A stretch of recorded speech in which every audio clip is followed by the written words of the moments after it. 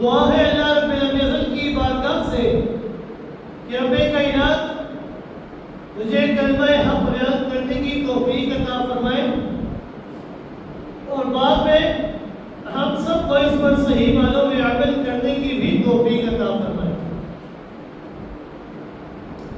معزز سامعین کرام، 9 ربیع الاول سوموار کے دن امام الانبیاء جناب محمد رسول اللہ صلی اللہ علیہ وسلم مکہ مکرمہ میں حضرت آمنہ کے ہاں پیدا ہوتے ہیں، تو آپ صلی اللہ علیہ وسلم کے دادا عبد المطلب نے اپنے یتیم پوتے کا نام محمد رکھا اور آپ کی والدہ محترمہ نے خواب میں بشارت پا کر اپنے نومولود بیٹے کا نام احمد رکھا اور اسی نام سے بنی اسرائیل کے آخری پیغمبر سیدنا عیسیٰ علیہ السلام نے آپ صلی اللہ علیہ وسلم کی آمد کی خوشخبری سنائی۔ حضرت عیسیٰ علیہ السلام نے جب اپنی نبوت اور رسالت کا اعلان فرمایا تو ساتھ ہی آپ صلی اللہ علیہ وسلم کی آمد کی بشارت ان الفاظ کے اندر فرمائی۔ وَإِذْ قَالَ عِيسَى ابْنُ مَرْيَمَ يَا بَنِي إِسْرَائِيلَ إِنِّي رَسُولُ اللَّهِ إِلَيْكُمْ مُصَدِّقًا لِمَا بَيْنَ يَدَيَّ مِنَ التَّوْرَاةِ وَمُبَشِّرًا بِرَسُولٍ يَأْتِي مِن بَعْدِي اسْمُهُ أَحْمَدُ۔ کہ جب ابن مریم نے کہا کہ یا بنی اسرائیل، اے بنی اسرائیل، میں اللہ کی طرف سے تمہارے لیے ایک رسول بنا کر بھیجا گیا ہوں، مصدقا لما بین یدی من التوراۃ، اور تمہارے پاس جو کتاب تورات موجود ہے میں اس کی تصدیق کرنے والا ہوں، ومبشرا، اور میں خوشخبری دینے والا ہوں۔ کس چیز کی خوشخبری دینے والا ہوں؟ یاتی من بعد اسمہ احمد، کہ اس نبی کی کہ جو نبی آخر الزمان ہے، اس نبی کی جو ساقی کوثر ہے، اس نبی کی جو شافی محشر ہے، اس نبی کی کہ جو آقا دو جہاں ہے، کہ جس کا کوئی مد مقابل نہیں ہے، یاتی، کہ جو آئے گا میرے بعد، اور اس نبی کا نام کیا ہوگا؟ اسمہ احمد، کہ اس کا نام احمد ہوگا، کہ اس نبی آخر الزمان کا نام احمد ہوگا۔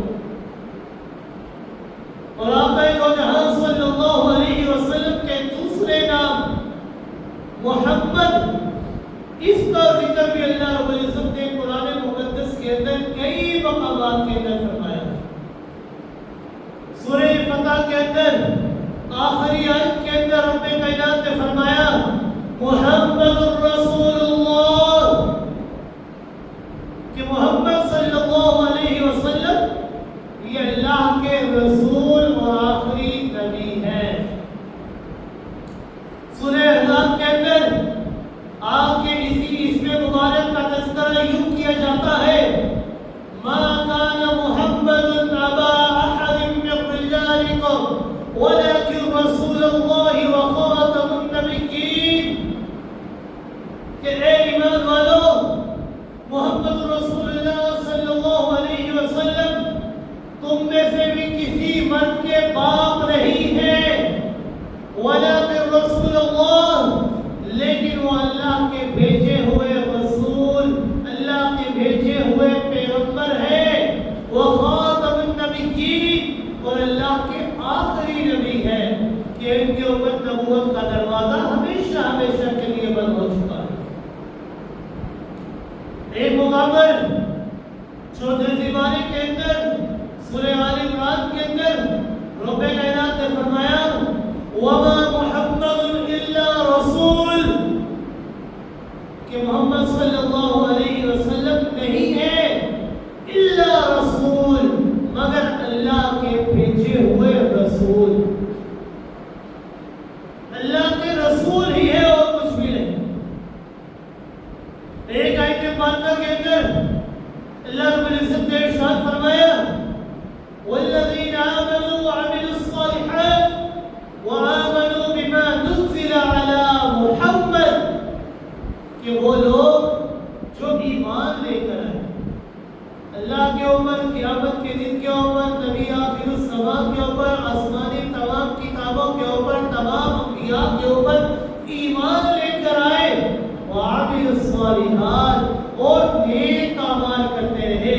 صرف ایمان کو اخیر نہ سمجھا، بلکہ ایمان لانے کے بعد اپنے آپ کو نیک اعمال کی طرف جھونکتے رہے، نیک اعمال کرتے رہے۔ وآمنوا بما نزل علی محمد، اور صرف ایمان اللہ کے اوپر نہیں، صرف ایمان نبی کے اوپر نہیں، بلکہ ساتھ ہی ساتھ ایمان لے کر آئے اس کتاب کے اوپر جو محمد رسول اللہ صلی اللہ علیہ وسلم کے اوپر نازل کی گئی ہے، یعنی اللہ کی لاریب و بے عیب کتاب قرآن مقدس۔ احمد نام کا ذکر بھی قرآن مقدس کے اندر کیا گیا، اور محمد نام کا ذکر بھی قرآن مقدس کے اندر کئی مقامات پر کیا گیا ہے۔ سامعین کرام، تاریخی طور پر یہ بات ثابت ہے کہ عرب میں محمد نام رکھنے کا کوئی رواج نہیں تھا۔ یہ جس دور کے اندر محمد نام رکھا گیا، اس دور کے اندر تاریخی طور پر یہ بات ثابت ہے کہ محمد نام رکھنے کا کوئی رواج نہیں تھا۔ وَلَمْ يَكُنْ شَاعِرًا بَيْنَ الْعَرَبِ هَذَا الْاسْمُ، کہ محمد نام عرب کے کسی خطے کے اندر، کسی علاقے کے اندر نہیں رکھا گیا کبھی۔ اس بات کو تصدیق کر کے دیکھا جائے اور غور و فکر کیا جائے تو یہ بات انسان کو معلوم ہو جاتی ہے کہ اتفاقی طور پر اس نام کا عبد المطلب کے ذہن میں آ جانا یہ دراصل منشاء خداوندی کے تحت تھا۔ اللہ رب العزت کی چاہت اور منشا یہ تھی کہ آپ کا نام محمد رکھا جائے، اور عبد المطلب کے ذہن کے اندر آ جانا اس نام کا یہ بھی اللہ کی طرف سے ہی تھا۔ اور آپ صلی اللہ علیہ وسلم کا نام یہ الہامی تھا، اللہ کی طرف سے بھیجا ہوا تھا۔ اللہ رب العزت نے آپ صلی اللہ علیہ وسلم کے دادا عبد المطلب کے ذہن میں یہ نام القاء کیا، یہ نام ڈالا تھا کہ آپ اپنے پوتے، یتیم پوتے کا نام محمد رکھیں۔ میں یہ بات کہتا ہوں کہ صرف آپ صلی اللہ علیہ وسلم کا نام ہی الہامی نہیں تھا، بلکہ آپ صلی اللہ علیہ وسلم کے والد ماجد کا نام بھی الہامی تھا۔ آپ کے والد ماجد کا نام کیا؟ عبداللہ، اللہ کا بندہ، یہ نام بھی الہامی تھا۔ کتنا ہی خوبصورت، کتنا ہی پسندیدہ نام ہے، اور یہ نام اس زمانے کے اندر رکھا گیا کہ جب لوگ، عرب کے لوگ اپنے بچوں کا نام اپنے مناف رکھا کرتے تھے۔ یہ نام عبداللہ یہ اس وقت رکھا گیا، اس دور کے اندر رکھا گیا کہ جب لوگ اپنے بچوں کا نام عبد العزیٰ رکھا کرتے تھے، عبد الکعبہ رکھا کرتے تھے، عبد الدار رکھا کرتے تھے، عبد الشمس رکھا کرتے تھے، حرب، جمجو رکھا کرتے تھے، حضر غم رکھا کرتے تھے، لہب، شعلہ رکھا کرتے تھے، یہ نام رکھا کرتے تھے۔ اس دور کے اندر عبداللہ نام رکھنا یہ بھی اللہ کی طرف سے ہی الہام تھا۔ اس شرکیہ دور اور زمانے جہالت میں عبداللہ نام رکھنا یہ الہامی معلوم ہوتا ہے، اور پھر رحمت کائنات صلی اللہ علیہ وسلم کا ارشاد گرامی ہے کہ اللہ رب العزت کو سب نام پسندیدہ نام وہ لگتے ہیں کہ جن ناموں کی نسبت خود اللہ کی طرف کی جاتی ہے۔ پھر آپ صلی اللہ علیہ وسلم نے بطور مثال دو نام بھی ذکر کیے۔ پہلا نام عبداللہ، اللہ کا بندہ، دوسرا نام عبد الرحمن، رحمان کا بندہ۔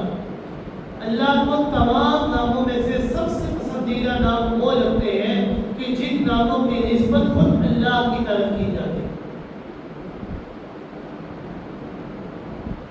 ذرا غور سے سنیے گا، آپ کے والد والد کا نام عبداللہ، یہ بھی الہامی نام، آپ کا نام محمد، یہ بھی الہامی نام، آپ کی والدہ محترمہ کا نام بھی الہامی معلوم ہوتا ہے۔ آمنہ، امن دینے والی، امانت والی، یہ نام بھی یہ اس دور کے اندر رکھا گیا کہ جب لوگ عورتوں کے نام آسیہ رکھا کرتے تھے، اور آسیہ کا معنی ہے نافرمان، خنسا رکھا کرتے تھے، ہندا رکھا کرتے تھے، اس طرح کے نام رکھا کرتے تھے کہ جن معنوں کا نام، جن ناموں کے معنی بھی بالکل صحیح نہیں ہوا کرتے تھے۔ لیکن اس دور کے اندر بھی آپ کی والدہ کا نام آمنہ رکھنا، امن والی، امانت والی، یہ بھی اللہ کی طرف سے ہی تھا۔ اسی طرح آپ صلی اللہ علیہ وسلم کا ابتدائی محافظہ جو آپ صلی اللہ علیہ وسلم کی والدہ کی وفات کے بعد آپ صلی اللہ علیہ وسلم کو مکہ لے کر آئے، ان کا نام کیا تھا؟ ام ایمن، برکت والی۔ ایمن مطلب برکتوں والی۔ اور آپ کی رضائے والدہ کا نام ام حلیمہ، حلم والی، بردبار، حوصلے والی۔ آپ صلی اللہ علیہ وسلم کی زوجہ محترمہ کا نام صدیقہ کائنات حضرت عائشہ کا نام عائشہ، امانہ، زندہ رہنے والی، ام سلمہ، سلامتی والی۔ یہ سارے کے سارے معنی یہ اس دور کے اندر رکھا گیا جہاں پر لوگ شرکیہ، لوگ بتوں کے نام پر اپنی اولاد کے نام رکھا کرتے تھے، لوگ برے معنوں والے اپنی اولاد کے نام رکھا کرتے تھے۔ اب ذرا آپ صلی اللہ علیہ وسلم کے قبیلوں کو دیکھیے۔ دنیال کی طرف سے آپ صلی اللہ علیہ وسلم کے قبیلے کا تعلق بنو ہاشم، اس کا کیا معنی ہے؟ بنو ہاشم، حاجیوں کو ستو پلانے والا۔ دنیال کے قبیلے سے بنو زہرا، گنچوں والے۔ آپ کی رضائی والدہ کے قبیلے کا نام بنو سعد، سعد معنی نیک وقت، نیک لوگ۔ یہ سارے کے سارے نام یہ اس دور کے اندر رکھے گئے کہ جب لوگ اپنے قبیلوں کا نام بنو اسد رکھا کرتے تھے، شیر والے، لوگ اپنے قبیلوں کا نام بنو ضبر رکھا کرتے تھے، کوہ والے۔ کیا یہ عجیب بات نہیں ہے کہ دور جہالت میں، ظلمت میں گھرے ہوئے معاشرے کے اندر بھی یہ مبارک اسماء کیا ہی بلند مقام اور مرتبہ اور نمایاں شان رکھتے ہیں۔ یہ سارے کے سارے نام الہامی تھے، یہ اللہ کی طرف سے ہی بھیجے ہوئے تھے۔ عام طور پر یہ کہا جاتا ہے کہ عبد المطلب نے اپنے پوتے کا نام محمد رکھا۔ محمد یہ اس لیے رکھا گیا رجاء و احمد کے آثار نیک دیکھ کر اور امید مند کر یہ نام رکھا کہ مستقبل میں یہ نومولود بچہ سعید اور مجموعہ محامد بنے گا، مرجع خلائق بنے گا، شاید اس کی تعریف اور توصیف کی جائے گی، اسی لیے اس کا نام محمد رکھا گیا۔ یوں تو رحمت کائنات صلی اللہ علیہ وسلم کے متعدد اسماء گرامی ہیں، یہ سب کے سب نام آپ کے صفاتی نام ہیں۔ ان میں سے ہر نام آپ کی سیرت اور کردار کے کسی نہ کسی انوکھے پہلو کو اجاگر کرتا ہے۔ جتنے بھی نام ہیں آپ کے، یہ تمام نام آپ کی سیرت کے کسی نہ کسی پہلو کو واضح کرتے ہیں، اجاگر کرتے ہیں۔ خود آپ صلی اللہ علیہ وسلم کا اپنا ارشاد گرامی ہے کہ رسول اکرم صلی اللہ علیہ وسلم نے فرمایا ان لی اسماء کہ بے شک میرے لیے بہت سارے نام ہیں. انا محمد میں محمد بھی ہوں. انا احمد میں احمد بھی ہوں. انا الماہی میں ماہی بھی ہوں. الذی یمحو اللہ بہ الکفر کہ ماہی وہ کہ جس کے ذریعے سے اللہ کفر کو مٹائے گا میں ماہی بھی ہوں. انا الحاشر میں حاشر بھی ہوں. الذی یحشر الناس علی قدمی کہ لوگ قیامت کے دن میرے قدم پر اٹھائے جائیں گے. انا العاقب میں عاقب بھی ہوں. الذی لیس بعدہ نبی عاقب کا معنی انتہا مانا کہ میں وہ انتہا ہوں کہ جس کے بعد کوئی نبی نہیں آنے والا. میں نبیوں کے دروازے کو ہمیشہ کے لیے مکمل کر دینے والا ہوں. عاقب انتہا والا ہوں. جس طرح اللہ رب العزت کے بے شمار صفاتی نام ہے مگر ذاتی نام وہ صرف ایک ہے اور وہ ہے اللہ. اللہ کے جس طرح صفاتی نام بہت سارے ہیں لیکن ذاتی نام ایک ہے اللہ. اسی طرح رحمت کائنات صلی اللہ علیہ وسلم کے بھی سینکڑوں نام ہیں جو کہ صفاتی ہیں مگر ذاتی نام جو ہے وہ صرف دو ہے. ایک ہے محمد اور ایک ہے احمد صلی اللہ علیہ وسلم. یوں تو آپ نبی بھی ہیں, یوں تو آپ رسول بھی ہیں, یوں تو آپ مدثر بھی ہیں, یوں تو آپ مزمل بھی ہیں, یوں تو آپ طٰہٰ بھی ہیں, آپ یاسین بھی ہیں, آپ بشیر بھی ہیں, آپ نذیر بھی ہیں, آپ ہادی بھی ہیں, آپ عاقب بھی ہیں, آپ حاشر بھی ہیں. مگر اس میں محمد کو آپ کے ذات اقدس سے جو تعلق ہے وہ کسی صفاتی نام کو نہیں ہے.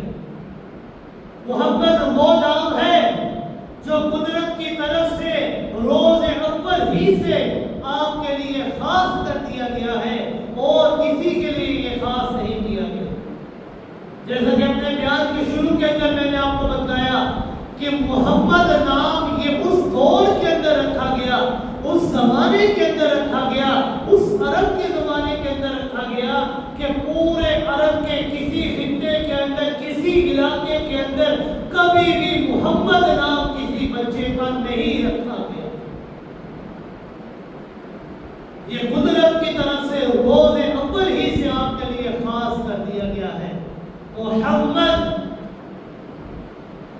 لفظ محمد کا معنی حمد ہے اور یہ باب تفصیل کا اسم مفعول کا صیغہ ہے اور تحمید سے مشتق ہے. اور محمد کا عام اور سادہ سا ترجمہ یہ کیا جاتا ہے کہ محمد وہ ذات کہ جس کی تعریف کی گئی ہو. محمد وہ ذات کہ جس کی مدح اور ثنا کی گئی ہو. اس ترجمے کی صحت کے اوپر کوئی شبہ نہیں, کوئی شک نہیں ہے کہ آپ کی تعریفیں ہم بیان کرتے ہیں, آپ کی مدح ثنا بیان کی جاتی ہے. اس معنی کے اندر کوئی شک و شبے کی گنجائش نہیں ہے.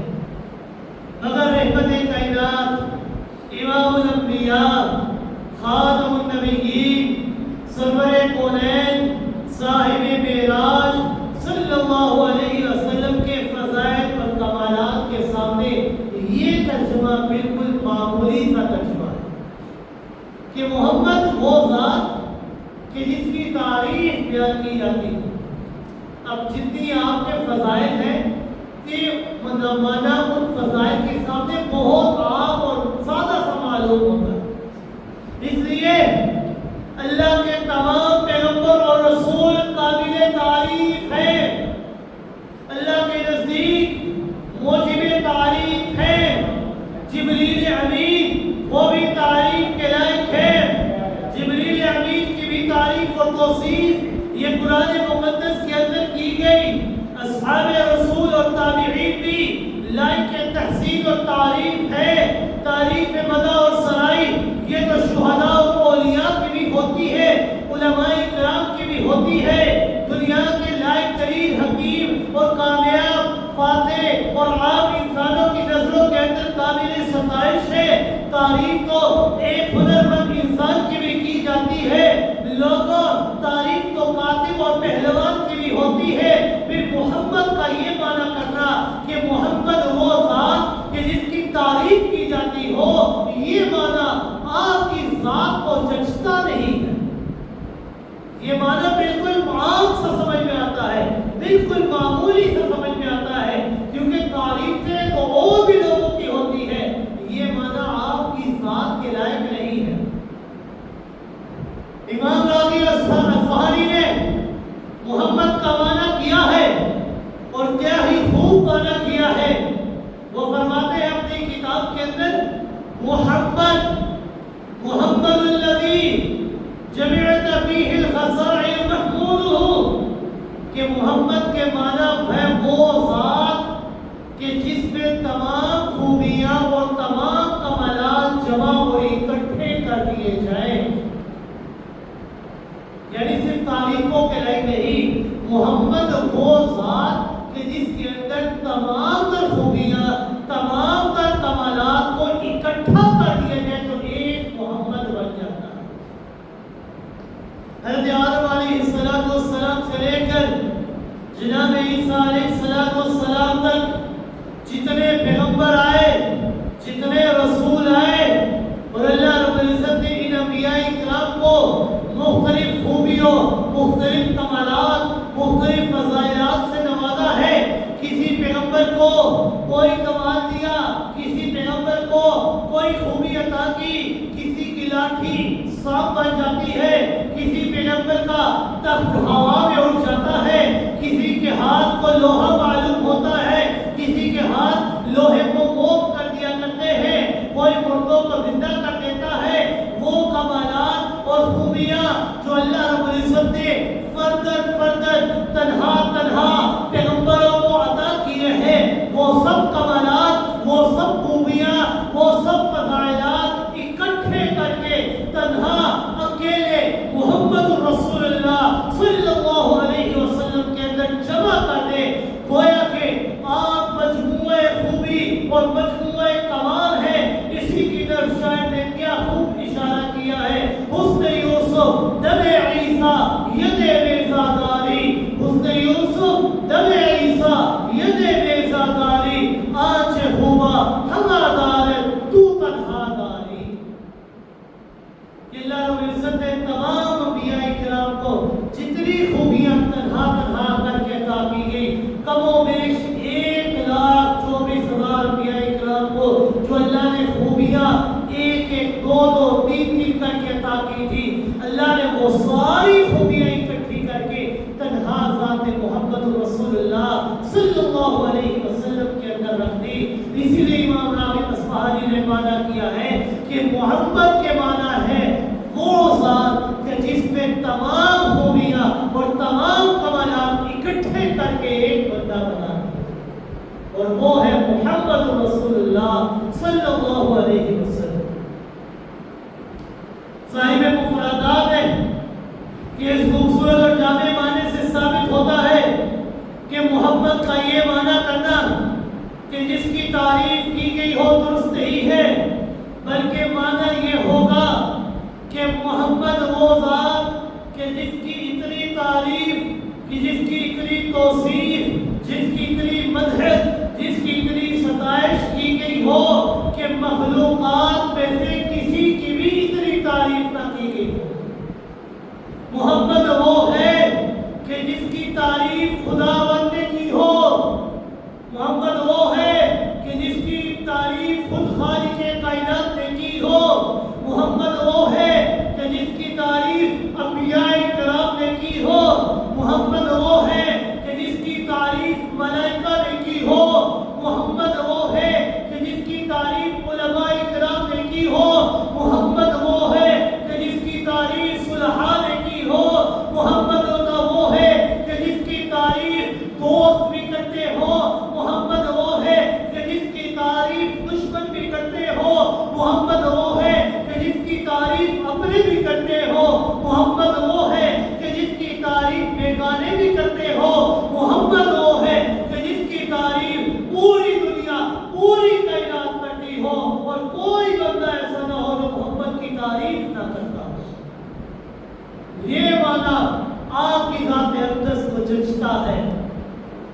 جس کی تعریف پوری کائنات، پوری خالق کی کائنات کرتی ہے.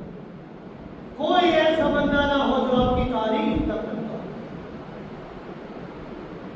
یہ معنی تو صاحب مفردات نے کیا، امام راغب اصفہانی نے کیا. صاحب قاموس نے محمد کا ایک اور معنی کیا. صاحب قاموس نے محمد کا معنی اتنا خوبصورت اور اتنا جامع کیا ہے کہ پڑھ کر انسان خود وجد میں آ جاتا ہے، خود سوچ میں بڑھ جاتا ہے. وہ فرماتے ہیں محمد الذی یحمد مرۃ بعد مرۃ، کہ محمد کا معنی ہے کہ جس کی تعریف کا سلسلہ یہ کبھی ختم نہ ہو. محمد اس کا معنی ہے کہ جس کی تعریف کا سلسلہ کبھی ختم نہ ہو. تعریف کے بعد اور تعریف، تعریف کے بعد اور تعریف، مرۃ بعد مرۃ، ایک کے بعد دوسری، دوسری کے بعد تیسری، تیسری کے بعد چوتھی، یہ لگاتار چلتی رہے. محمد وہ ہستی کہ جس کی تعریف کا سلسلہ یہ کبھی ختم نہ ہو، رہتی دنیا تک آپ کی تعریف ہمیشہ رہے.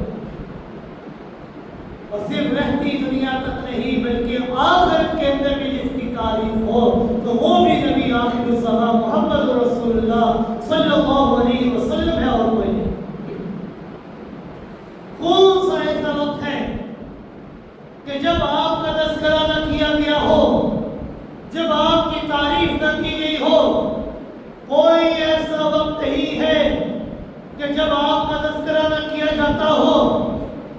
ابھی آدم علیہ السلام کی تخلیق نہیں ہوئی، ابھی کائنات کی تخلیق نہیں ہوئی، ابھی کائنات سجائی نہیں کی، ابھی زمین و آسمان کی تخلیق نہیں ہوئی.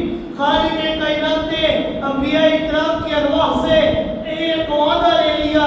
عالم ارواح کے اندر کائنات کے سجانے سے پہلے، کائنات کے تخلیق کرنے سے پہلے، سجانے سے پہلے عالم ارواح کے اندر تمام انبیاء کے وجودوں کے اندر اللہ نے روح ڈال دی اور تمام انبیاء کی روحوں سے اللہ نے عالم ارواح کے اندر ہی وعدہ لیا. کیا وعدہ لیا؟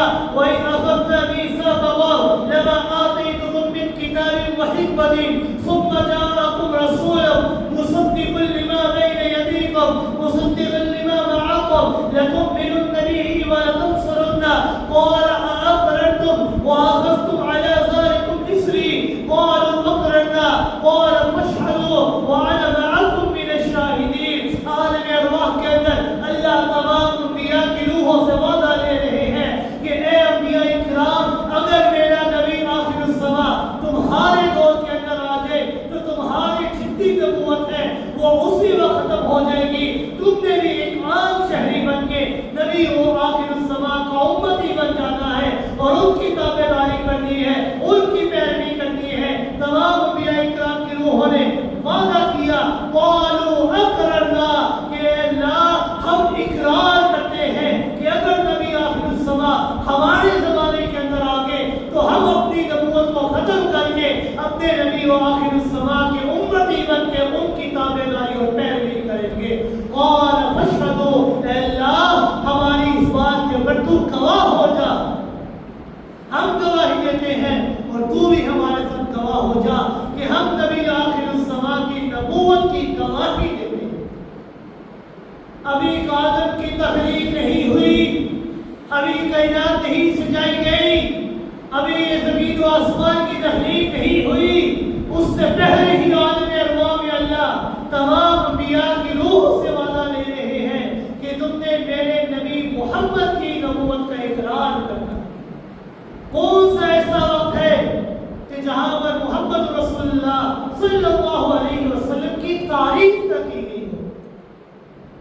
ذرا دیکھیے، خلیل اللہ حضرت ابراہیم خلیل اللہ علیہ السلام بیت اللہ کی تعمیر سے فارغ ہو جانے کے بعد اپنے دادا گجمن کے سامنے ہاتھ پھیلا کر دعائیں کرتے ہیں. کیا دعا کرتے ہیں؟ ربنا وابعث فیہم رسولا منہم یتلو علیہم آیاتک ویعلمہم الکتاب والحکمت ویزکیہم انک انت العزیز الحکیم. کہ اے میرے پالنہار مولا،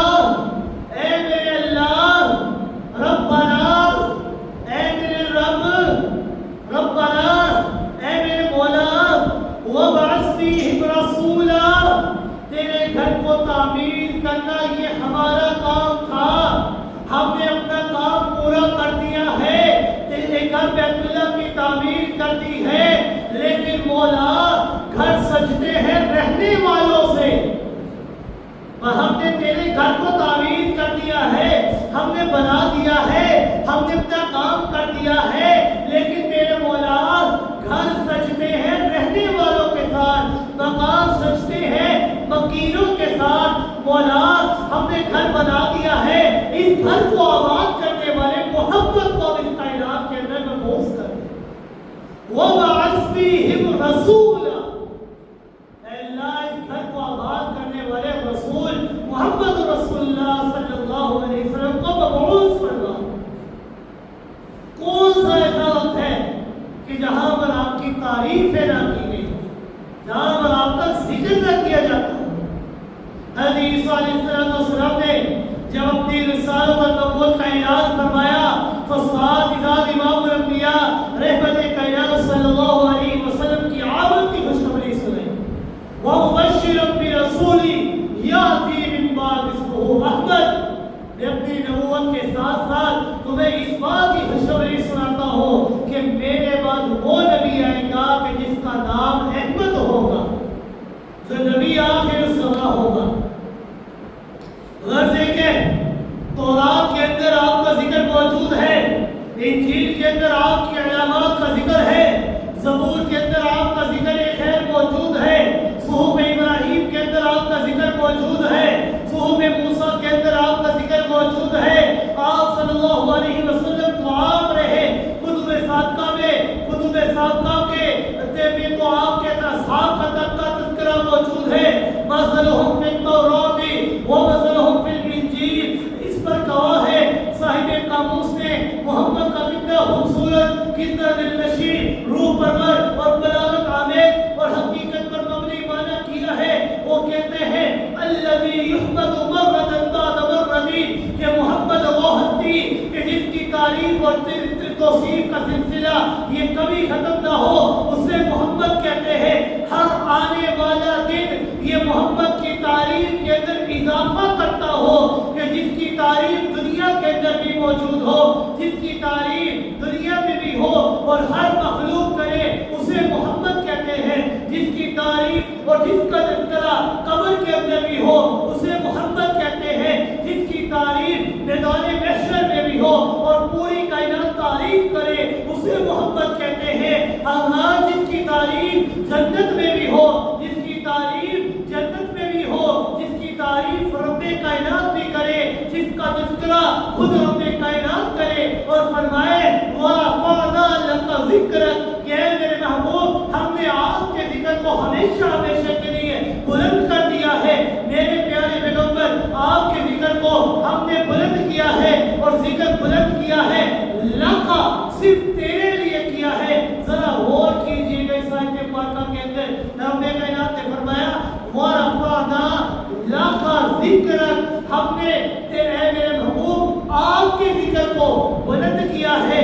اس لَكَ کے لفظ کے اندر بڑا ہی پوشیدہ معنی چھپا ہوا ہے۔ ذرا غور کیجئے گا اس لَكَ کے لفظ کے اندر کہ اس لَكَ کا کیوں اللہ رب العزت نے ذکر کیوں کیا ہے۔ اللہ رب العزت کا معنی مدعا تو یہ تھا وَرَفَعْنَا ذِكْرَكَ، ہم نے آپ کے ذکر کو بلند کر دیا۔ معنی تو صاف ہو گیا، وَرَفَعْنَا لَكَ ذِكْرَكَ، ہم نے آپ کے ذکر خیر کو بلند کر دیا۔ وَرَفَعْنَا ذِكْرَكَ، ہم نے آپ کے ذکر کو بلند کر دیا ہے۔ دونوں کا ایک ہی معنی ہے۔ اللہ کا مدعا بھی یہ تھا کہ لوگوں کو بتایا جائے کہ میں نے اپنے محبوب کے ذکر خیر کو بلند کر دیا ہے، لیکن رب کائنات نے وَرَفَعْنَا ذِكْرَكَ کے بجائے وَرَفَعْنَا لَكَ ذِكْرَكَ کہا۔ لَكَ کے لفظ کو زیادہ فرمایا، لَكَ کے لفظ کا اضافہ فرمایا۔ اللہ رب العزت لوگوں کو یہ بتانا چاہتے تھے کہ اے میرے محبوب پیغمبر صلی اللہ علیہ وسلم، آپ جب فرش پر اللہ کی حمد و ثنا کرتے ہیں، آپ جب فرش پر اللہ کی تعریف اور توصیف کرتے ہیں، آپ جب فرش پر یہ کلمات کہتے ہیں لبیک اللہم لبیک، لبیک لا شریک لک لبیک، لبیک لا شریک لک لبیک، ان الحمد والنعمت لک والملک لا شریک لک۔ آپ جب میری حمد و ثنا کرتے ہیں، آپ جب میری تعریف کرتے ہیں، تو میری تعریف کے دوران آپ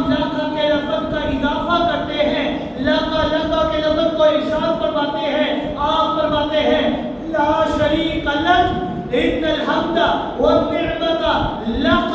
مولا صفات کارسازی صرف تیرے لیے ہے، تیرے سوا کسی کے لیے نہیں. مولا میری نماز صرف تیرے لیے ہے، کسی اور کے لیے نہیں. مولا میری مالی عبادت تیرے لیے ہے، تیرے سوا کسی اور کے لیے نہیں. میرے پیغمبر تو فرش پر میری تعریف کرتے ہوئے لقا لقا کے لفظ کے ساتھ کرتے ہو، تو میں بھی عرش پر تمہاری تعریف کرتے رہتا ہوں. تو میں بھی یہ کہتا ہوں وَرَفَعْنَا لَكَ ذِكْرَكَ کہ میرے محبوب ذکر اور تذکرہ صرف تیرا بلند کیا ہے، اور اتنا ذکر بلند کیا ہے کہ تجھ سے پہلے کسی کا ذکر میں اللہ نے اتنا بلند نہیں کیا.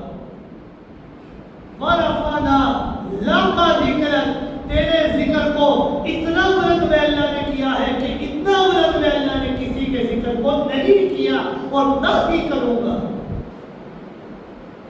اور پھر اللہ رب العزت نے رفعنا، اس پر انسان اگر ایک ہی لفظ کے اندر غور و فکر کرے تو انسان کو سمجھ میں آئے گی کہ اللہ رب العزت آقا دو جہاں صلی اللہ علیہ وسلم سے کتنی محبت فرماتے ہیں. پہلے لقا کا لفظ فرمایا، کیا فرش پہ لقا کا لفظ ذکر کرتے ہیں تو میں عرش پر آپ کے لیے لقا کا لفظ استعمال فرماتا ہوں. تو اللہ رب العزت نے رفعنا جمع کا صیغہ بول کر مزید وجہ تعریف کر دیا. جمع کا صیغہ بولا، حالانکہ تعریف کون کر رہا ہے؟ ذکر کس نے بلند کیا؟ اکیلے اللہ نے. لیکن اللہ نے واحد کا لفظ کیوں ارشاد نہیں فرمایا؟ یہ کیوں نہیں فرمایا رفعت لک ذکرک، میں اللہ نے آپ کے ذکر خیر کو بلند کر دیا؟ اللہ رب العزت نے جمع کا صیغہ کیوں استعمال فرمایا؟ ورفعنا، ہم نے آپ کے ذکر خیر کو بلند کر دیا. واحد کا لفظ چھوڑ کر جمع کا صیغہ بلند ارشاد فرمایا. یہ اس نقطے کی طرف اشارہ کیا کہ اے میرے محبوب پیغمبر صلی اللہ علیہ وسلم، اگر ساری کائنات کے انسان، اگر سارے ملائکہ، اگر سارے جنات مل کر پورا زور لگا لے، اپنی پوری طاقت صرف کر لے، آپ کا ذکر بلند کرنا چاہے تو وہ سارے مل کر بھی آپ کا ذکر اتنا بلند نہیں کر سکتے جتنا میں تنہا اللہ کی ذات نے آپ کے ذکر کو بلند کر دیا ہے. اس لیے فرمایا ورفعنا، ہم نے آپ کے ذکر کو اتنا بلند کر دیا ہے کہ ساری کائنات مل کر بھی آپ کا ذکر آپ کا اتنا بلند نہیں کر سکتی. سارے ملائکہ مل کر بھی آپ کا ذکر اتنا بلند نہیں کر سکتے. سارے جنات وہ بھی مل کر آپ کا ذکر اتنا بلند نہیں کر سکتے جتنا اپنے ذات اللہ نے تنہا آپ کا ذکر اتنا بلند کر دیا ہے. اسی لیے فرمایا وَرَفَعْنَا لَكَ ذِكْرَكَ، ہم نے آپ کے ذکر خیر کو اتنا بلند کر دیا ہے کہ اس سے قبل نہ ہی آپ کے ذکر خیر کو ہم نے کبھی کسی کے لیے بلند کیا ہے اور نہ ہی کسی کا اتنا بلند کریں گے جتنا ذکر آپ کو بلند کیا ہے. اللہ رب العزت نے اپنے حبیب جناب محمد رسول اللہ صلی اللہ علیہ وسلم کا ذکر مبارک، ذکر خیر بلند و بالا کر دیا ہے اور فرمایا ہے وَرَفَعْنَا لِكَ ذِكْرَكَ. جب آپ کا تذکرہ کو، آپ کے ذکر کو، آپ کے مقام اور مرتبے کو خود رب العالمین نے بلند و بالا کر دیا ہے، تو اب اگر کوئی بدبخت آپ کے مقام اور مرتبے کو گھٹانا یا کم کرنا چاہے تو وہ بے ایمان تو بن سکتا ہے، مگر رحمت کائنات صلی اللہ علیہ وسلم کے ذکر اور مقام اور مرتبے کو گھٹا نہیں سکتا کبھی. اس لیے رحمت کائنات صلی اللہ علیہ وسلم جناب محمد رسول اللہ صلی اللہ علیہ وسلم نے کبھی اور کسی مقام پر یہ نہیں فرمایا کہ لوگوں میرے مقام اور مرتبے اور میرے ذکر کو کم نہ کرنا. آپ کی 63 سالہ زندگی کو کبھی غور و فکر سے دیکھیں، آپ نے 63 سال کی زندگی کے اندر کبھی یہ جملہ نہیں فرمایا کہ اے لوگوں میرے مقام، میرے ذکر کو کبھی کم نہ کرنا. کیوں نہیں کہا؟ اس لیے کہ مرتبے اور مقام کو گھٹانے اور کم کرنے کا شبہ اور خطرہ نہیں تھا. کوئی کلمہ پڑھنے والا نبی کے مقام اور مرتبے کو گھٹائے یہ ممکن نہیں ہے، ایسا نہیں ہو سکتا. ہاں آپ صلی اللہ علیہ وسلم کو اگر خوف تھا، خطرہ تھا، تو اس بات کا خوف تھا کہ جس طرح عیسائیوں نے حضرت عیسیٰ علیہ السلام کا مقام اور مرتبہ گھٹایا نہیں بلکہ بڑھا دیا ہے، اور صرف بڑھایا نہیں بلکہ اتنا بڑھا دیا ہے کہ انہوں نے حضرت عیسیٰ علیہ السلام کو اللہ کا بیٹا بنا دیا ہے، جس طرح یہودیوں نے حضرت عزیر کے ذکر کو گھٹایا نہیں بلکہ بڑھایا ہے اور حضرت عزیر کو اللہ کا بیٹا بنا دیا ہے، جس طرح مشرکین نے حضرت ابراہیم اور حضرت اسماعیل کے مقام اور مرتبے کو گھٹایا نہیں ہے بلکہ بڑھا کر انہیں اپنا معبود اور مسجود بنا لیا ہے۔ آپ کو خطرہ تھا کہ کہیں میری قوم اور میرا کلمہ پڑھنے والے مجھے میرے مقام اور مرتبے سے بڑھا کر مجھے خدائی صفات کے اندر شریک نہ بنا لے، اسی لیے آپ صلی اللہ علیہ وسلم نے مختلف طریقوں سے اپنی قوم کو سمجھایا ہے، لا ترفعونی فوق منزلتی، کہ اے لوگوں مجھے میرے مقام اور مرتبے سے کبھی نہ بڑھانا۔ کبھی فرمایا انی لا اريد ان ترفعونی فوق منزلتی التي انزلنی اللہ تعالی انا محمد بن عبد اللہ عبدہ ورسولہ، کہ لوگوں میں نہیں چاہتا کہ تم مجھے میرے اس مقام اور مرتبے سے بڑھاؤ، اور جو اللہ رب العزت نے مجھے عطا کیا ہے، میں محمد ہوں، میں عبداللہ ہوں، میں اللہ کا بندہ ہوں، اللہ کا بندہ اور اللہ کا رسول ہوں۔ میرا مقام ہے کہ میں اللہ کا بھیجا ہوا رسول اور پیغمبر اور اللہ کا بھیجا ہوا بندہ ہوں، مجھے میرے مقام اور مرتبے سے کبھی نہ بڑھانا۔ اس لیے تو آپ صلی اللہ علیہ وسلم نے فرمایا کہ اے لوگوں لعن اللہ اليہود والنصارى اتخذوا قبور انبیائہم مساجدا، کہ اللہ کی ابدی لعنت ہے یہودی اور عیسائیوں کے اوپر۔ کیوں؟ کیونکہ انہوں نے اپنے انبیاء کی قبروں کو عبادت کا بنا دیا، ان کے مقام اور مرتبے کو بڑھا کر انہیں اللہ کے ساتھ شریک ٹھہرا دیا، ان کی عبادت کرنے لگے۔ اس لیے آپ صلی اللہ علیہ وسلم کو کبھی بھی اپنے مقام اور اپنی ذات کے اپنی تعریف اور توصیف کے گھٹنے کا خوف نہیں تھا، کیونکہ کوئی ایمان والا کسی نبی کا مقام اور مرتبہ گھٹا نہیں سکتا۔ اگر خوف تھا تو اس بات کا خوف تھا کہ کہیں میرے مقام اور مرتبے کو بڑھا کر مجھے اللہ کے ساتھ شریک نہ کر دے۔ اس لیے فرماتے رہے کہ لوگوں انا عبد اللہ انا عبدہ رسولہ، میں اللہ کا بندہ اور اللہ کا بھیجا ہوا رسول ہوں، مجھے اللہ کے ساتھ کبھی شریک نہ ٹھہرانا، میری قبر کو میرے روزے کو کبھی بھی عبادت کا بندہ بنانا۔ اس دنیا کے اندر ہر کسی نے امام الانبیاء جناب محمد رسول اللہ صلی اللہ علیہ وسلم کی تعریف اور ستائش کی ہے۔ یہ تعریف اور توصیف کا سلسلہ جاری اور ساری ہے جو کبھی ختم نہیں ہوگا، اور یہی معنی ہے محمد کا، کہ محمد وہ ہستی، وہ ذات کہ جس کی تعریف در تعریف کی جاتی ہو، کہ جس کی تعریف کا سلسلہ کبھی ختم نہ ہو۔ یہ محمد کا نام یہ الہامی تھا، اللہ کی طرف سے بھیجا ہوا تھا۔ آپ صلی اللہ علیہ وسلم کا یہ جو نام ہے نا کہ محمد وہ ہستی کہ جس کی تعریف کا سلسلہ کبھی ختم نہ ہو۔ اب ذرا غور کیجئے، انسان یہ سمجھے گا کہ رہتی دنیا تک تو آپ کی تعریف اور توصیف کا سلسلہ رہے گا، جب تک اس کائنات کے اندر مومن زندہ ہے آپ کی تعریف اور توصیف کا سلسلہ جاری رہے گا۔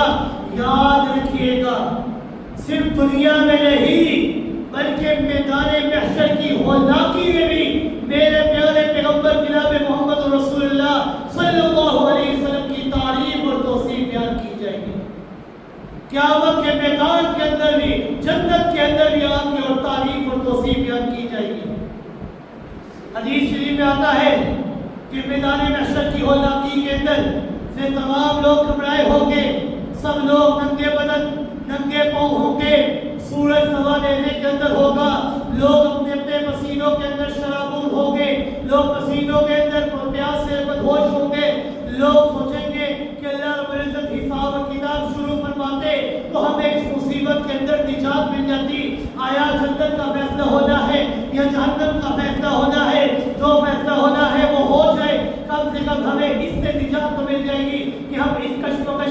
کیفیت سے تو باہر آ جائیں گے. لوگ سوچیں گے کہ آؤ کسی شخص کو اللہ کے دربار کے اندر سفارشی بناتے ہیں, اسے کہتے ہیں کہ تم اللہ کے دربار کے اندر جاؤ, اللہ سے سفارش کرو.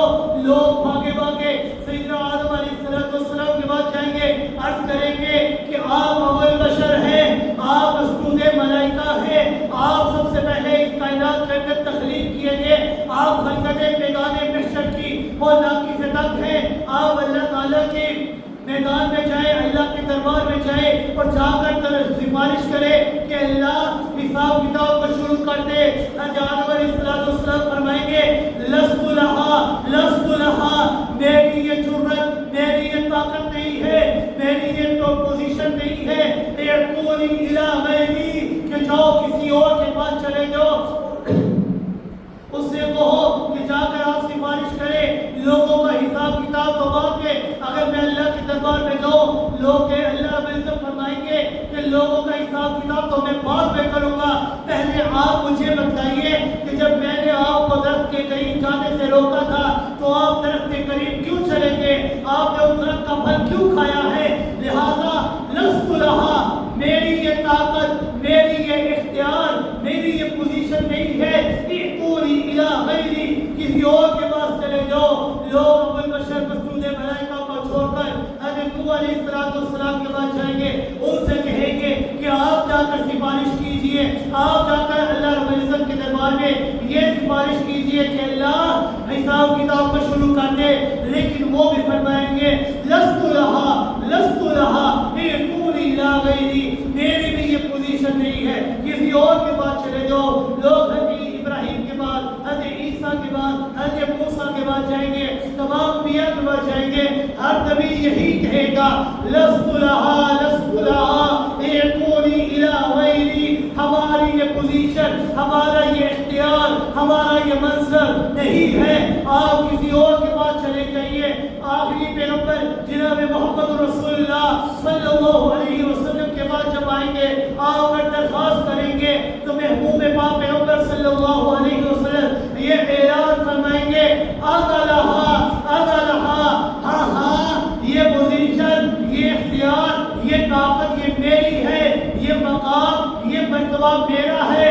اس مزید منصب اور مقام کے قابل اور کوئی نہیں تھا, اس کے لائق تو صرف اور صرف میں ہی ہوں اور کوئی نہیں ہے. اور پھر میں جناب محمد رسول اللہ صلی اللہ علیہ وسلم مقام محمود کے اوپر آئیں گے, عرش کے پائے کو مضبوطی سے پکڑیں گے اور اللہ کی حمد و ثنا کریں گے, اللہ کی تعریف اور توصیف کریں گے. ایسی اللہ کی تعریف اور توصیف کریں گے کہ آج تک ویسی تعریف اور توصیف اللہ کی کسی نے نہیں کی ہوگی. جو تعریف اور توصیف اس وقت جناب محمد رسول اللہ صلی اللہ علیہ وسلم اللہ کی کریں گے نا, تو آپ صلی اللہ علیہ وسلم نے فرمایا ابھی تک مجھے بھی معلوم نہیں کہ میں کن الفاظ میں اللہ کی تعریف کروں گا. وہ الفاظ خود اللہ رب العزت میرے ذہن میں اسی وقت ڈالیں گے اور میں اس وقت اپنے رب کی تعریف اور توصیف بیان کروں گا. کئی دن کئی راتیں اللہ کے دربار میں سجدہ ریز ہوں گے, اللہ کی حمد و ثنا کرتے رہیں گے, روتے رہیں گے, آنسو بہاتے رہیں گے, سر پر سجدہ میں آنکھوں سے آنسو روا ہوں گے, زبان پر حمد و ثنا کے ترانے ہوں گے, مگر مخلوق کی درخواست کو پیش کرنے کی ہمت نہیں ہوگی, اس لیے کہ ابھی اللہ کی طرف سے اجازت نہیں آئی. جیسا کہ اللہ رب العزت نے فرمایا لا يتكلمون الا من اذن له الرحمن, کوئی بندہ کل قیامت کے دن اپنے لب اس وقت تک نہیں کھولے گا جب تک کہ میں اللہ اجازت نہیں دوں گا. خود رحمت کائنات صلی اللہ علیہ وسلم اللہ کی تعریف کرتے رہیں گے, سر بسجدہ ہوں گے, آنکھوں سے آنسو جاری ہوں گے, لیکن مخلوق کی درخواست پیش کرنے کی طاقت نہیں ہوگی, اس لیے کہ ابھی تک شفاعت کی اجازت نہیں ملی.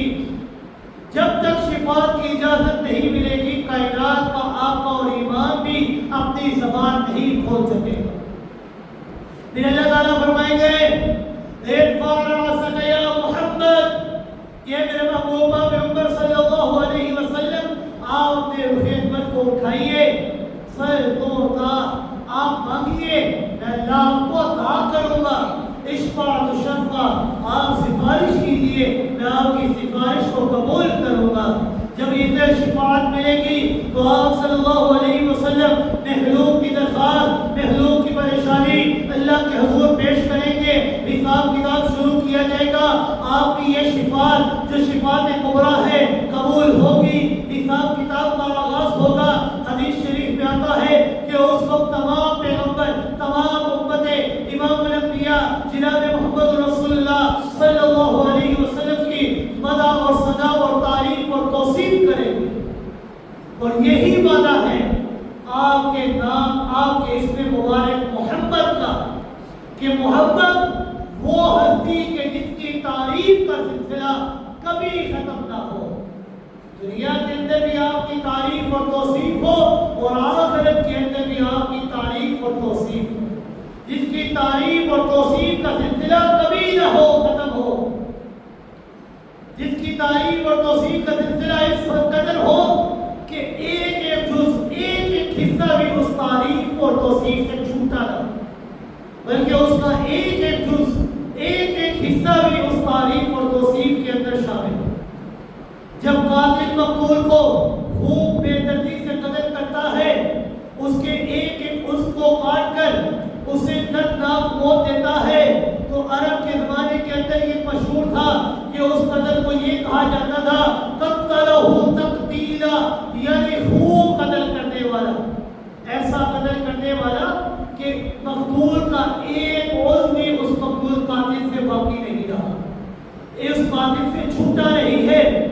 اس خاصیت کا لحاظ رکھتے ہوئے نام مبارک کا یہ معنی معلوم ہوتا ہے کہ محمد وہ ذات ہے کہ جس کے جسم کا ایک ایک عضو، ایک ایک حصہ قابل تعریف، قابل توصیف ہے، اور بھی واقعی آپ کے وجود اقدس کا ایک ایک عضو، ایک ایک حصہ یہ قابل تعریف اور قابل توصیف ہے۔ خود اللہ رب العزت آپ کے ایک ایک عضو کی تعریف کو تو قرآن مقدس کے اندر فرماتے ہیں۔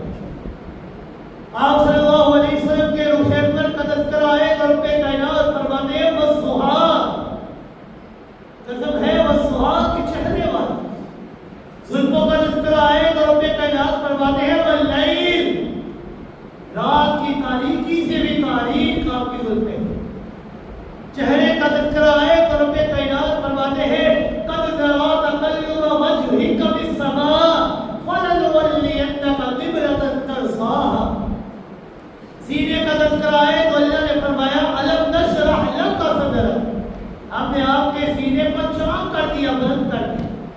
ذکر خیر کا تذکرہ ہے تو رب کائنات فرماتے ہیں ورفعنا لك ذکرک، دست مبارک ہاتھوں کا ذکر آئے تو رب کائنات فرماتے ہیں ان الذین یبایعونک انما یبایعون اللہ ید اللہ فوق ایدیہم، زبان کا تذکر آئے تو رب کائنات فرماتے ہیں ولسانا وشفتین، آنکھوں کا تذکر آئے تو رب کائنات فرماتے ہیں ولا تمدن عینیک الی ما متعنا، ہونٹوں کا تذکر آئے تو رب کائنات فرماتے ہیں وقیلہ یا رب، کہ میرے محبوب پیغمبر صلی اللہ علیہ وسلم جن ہونٹوں سے آپ میری توحید بیان کرتے ہیں، میں اللہ ان ہونٹوں کی قسم کھا کر کہتا ہوں وقیلہ یا رب، میں اللہ ان ہونٹوں کی قسمیں کھا رہا ہوں۔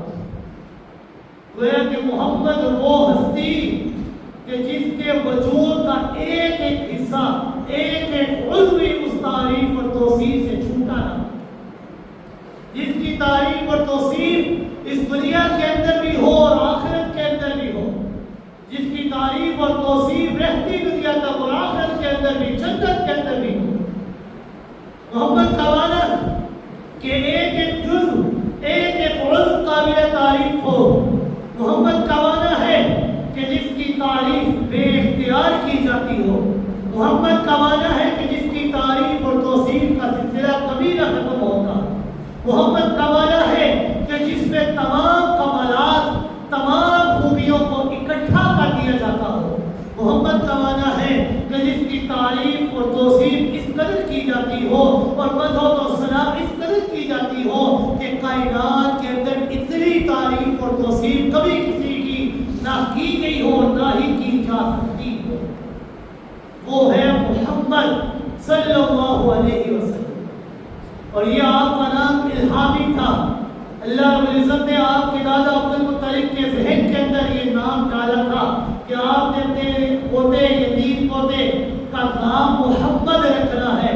اور یہ محمد یہ اللہ کی طرف سے ہی نام بھیجا ہوا تھا، کیوں؟ اس کے لیے کہ یہ محمد نام یہ اس دور کے اندر رکھا گیا تھا کہ کائنات کے اندر اس دور کے اندر عرب کے اس دور کے اندر پورے خطے کے اندر پورے علاقے کے اندر کبھی کسی بچے کا نام محمد نہیں رکھا گیا، صرف اور صرف آپ کا نام رکھا گیا محمد، کہ وہ محمد کہ جس کی تعریف اور توصیف کا سلسلہ کبھی ختم نہ ہو، رہتی دنیا تک بھی رہے اور تا قیامت تک بھی رہے، اور جنت کے اندر بھی جس کی تعریف اور توصیف کا سلسلہ کبھی ختم نہ ہو۔ دعا ہے اللہ رب العزت سے کہ اللہ رب العزت ہمیں آقا دو جہاں صلی اللہ علیہ وسلم کے بتائے ہوئے طریقے کے مطابق صحیح باتوں میں عمل کرنے کی توفیق